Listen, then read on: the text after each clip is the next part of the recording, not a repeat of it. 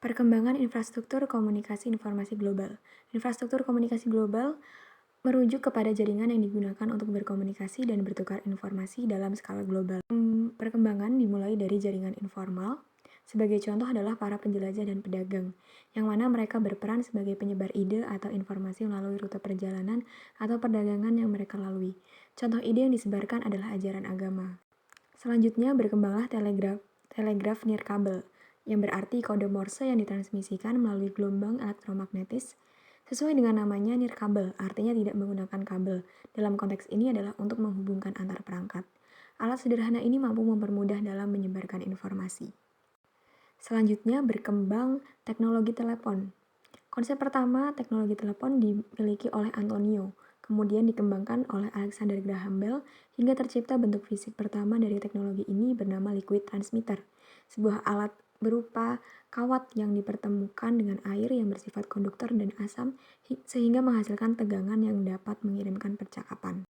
Selanjutnya adalah radio. Tokoh pertama yang memperkenalkan penggunaan pemancar radio nirkabel adalah Guglielmo Marconi. Teknologi ini dapat dengan efektif digunakan sebagai alat komunikasi dan informasi global.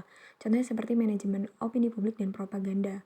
Saat itu Amerika Serikat, Inggris, dan Uni Soviet yang menguasai spektrum radio di dunia.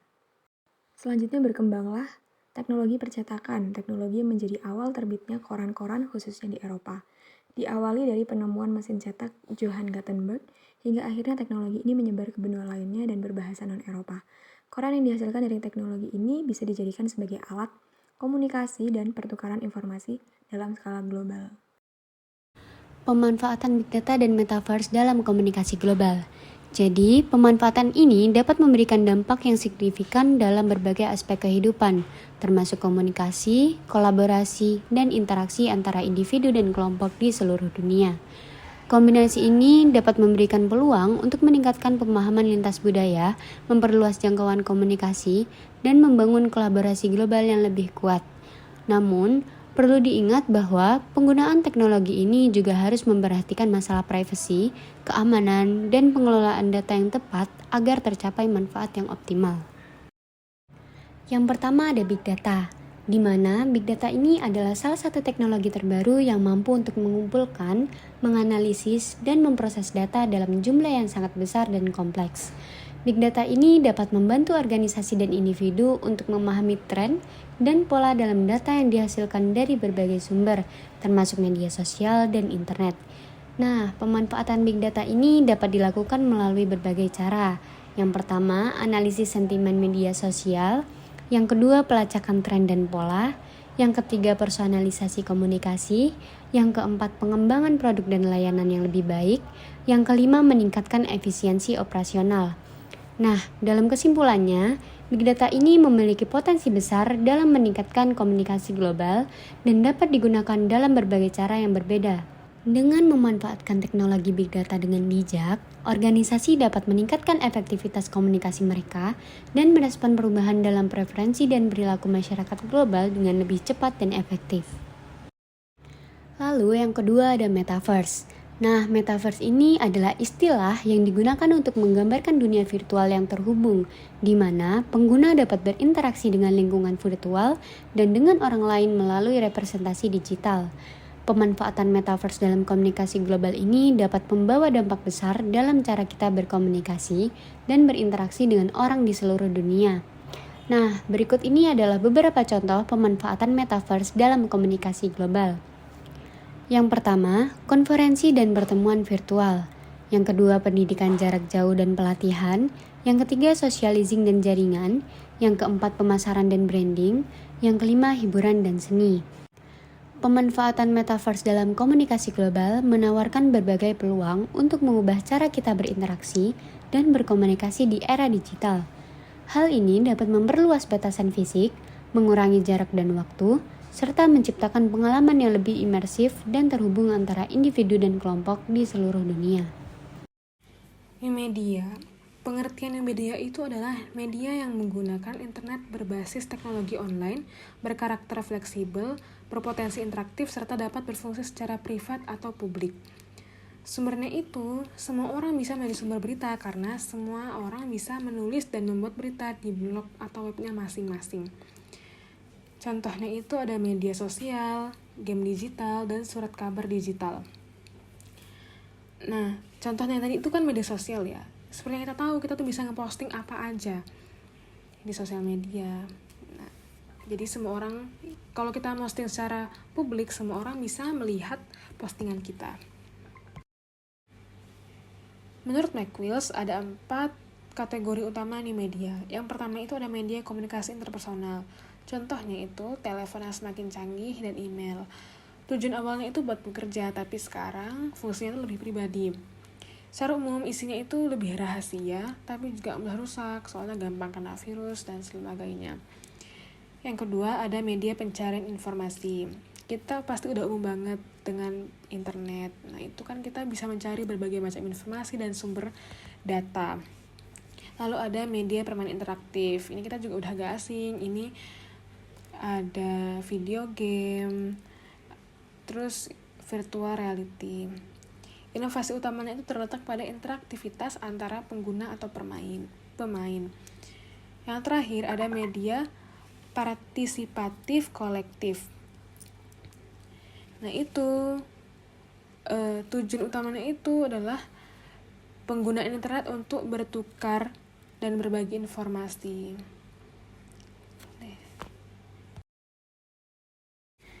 Sebelum adanya new media itu ada old media. Nah tentunya ada perbedaan di antara old media dan new media ini. Old media itu sumbernya itu hanya berasal dari wawancara. Sedangkan new media itu bisa dari banyak orang yang seperti kita tahu itu website, blog, dan segala macam. Terus yang kedua, old media itu waktu memprosesnya lebih lama, soalnya mereka harus ngeprint dulu, terus baru bisa disebarin. Sedangkan new media itu dengan sosmed dan internet, kita baru ngirim itu semua orang udah bisa dapat informasi tersebut. Kalau old media itu cenderung satu arah, penonton gak bisa berkomentar. Sedangkan new media itu konten itu memungkinkan pembaca atau penonton untuk berinteraksi. Biasanya kan kalau di sosial media itu ada kolom komentar. Lalu old media itu beritanya lebih kredibel, lebih terpercaya karena hanya sumber-sumber tertentu yang bisa mengeluarkan berita. Sedangkan new media itu orang awam juga bisa, jadi berita itu berkemungkinan untuk hoaxnya lebih besar daripada old media. Berita yang dimuat dari new media itu berasal dari banyak sumber, sehingga berpotensi untuk dimodifikasi. Akibat dari modifikasi tersebut ialah hoax. Nah, banyak banget kita mendengar berita hoax yang gak jelas sumbernya dari mana. Jika sumbernya itu tidak jelas, sebaiknya kita tidak mempercayai berita itu sepenuhnya. Lalu ada penipuan, banyak banget kasus penipuan melewati sosial media. Lalu ada bullying. Ini pasti udah gak asing banget. Banyak banget kita mendengar komentar-komentar jahat dari sosial media yang bisa kita lihat dari kolom komentarnya. Pemanfaatan new media dalam tatanan hubungan internasional baru. Dalam tatanan hubungan internasional baru, pemanfaatan new media telah memberikan dampak yang signifikan. Melalui media sosial dan platform digital lainnya, negara-negara dapat melakukan diplomasi publik dan diplomasi digital, mempromosikan kebijakan luar negeri, mempercepat dan mempermudah komunikasi antar negara dan masyarakat internasional. Selain itu, new media juga memfasilitasi akses informasi global sehingga memungkinkan individu dan kelompok untuk menjadi lebih terinformasi dan terlibat dalam isu-isu global. Namun, pemanfaatan new media juga dapat menimbulkan tantangan baru dalam hubungan internasional seperti masalah privasi dan keamanan data, penyebaran berita palsu atau hoax, serta risiko pengawasan dan pembatasan akses informasi. Penjelasan selanjutnya mengenai perkembangan infrastruktur teknologi informasi dari 1.0 sampai 5.0. Pada era 1.0 yaitu era mainframe umum dan komputer mini pada tahun 1959. Pengenalan dari IBM 1401 dan 7090 yang dilengkapi dengan mesin transistor pada 1959 menandai permulaan dari penggunaan komersial yang meluas dari komputer mainframe. Era mainframe merupakan suatu periode komputasi yang sangat terpusat di bawah kendali dari pemrograman profesional dan operator sistem, biasanya dalam pusat dan data korporat. Dengan sebagian besar elemen dari infrastruktur disediakan oleh pemasok tunggal, pabrikan dari perangkat keras dan perangkat lunak. Pada era 2.0, era komputer pribadi pada tahun 1981, meskipun komputer pribadi yang sesungguhnya muncul pada 1970, mesin-mesin tersebut hanya didistribusikan secara terbatas di antara para penggemar komputer. Keberadaan dari PC IBM pada 1981 mulai dianggap sebagai permulaan dari era PC, karena mesin ini adalah mesin pertama yang digunakan di perusahaan-perusahaan di AS. Pada era 3.0, era klien atau servis pada tahun 1983.